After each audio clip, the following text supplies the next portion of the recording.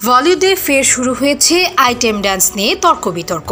কারণ দক্ষিণী তারকা Tamannaah Bhatia the bads of Bollywood সিনেমার গফুর গানটিতে তার ঝলমলে পারফরম্যান্স এখন সোশ্যাল মিডিয়ায় ভাইরাল।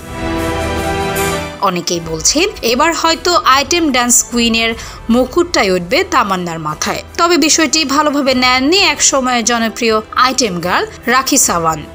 বলিউডের এই বিতর্কিত অভিনেত্রী অভিযোগ তুলেছেন এখনকার নায়িকারাই আইটেম গানে নাচছেন, এতে নষ্ট হচ্ছে আসল আইটেম ডান্সের আবেদন।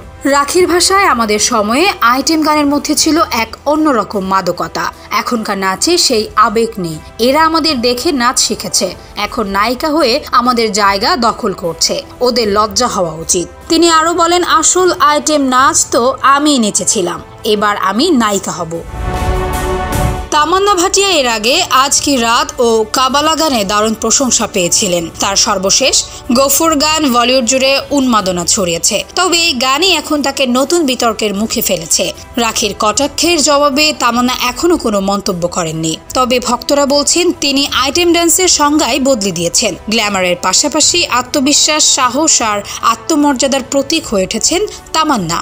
এক অনুষ্ঠানে এক নারী ভক্তের প্রশংসা, তোমার নাচে শক্তি আর আত্মবিশ্বাস আছে, তুমি অনন্য। আর তামান্নার নিজের ভাষায়, আমি যেমন আছি তাতেই আমি সুন্দর।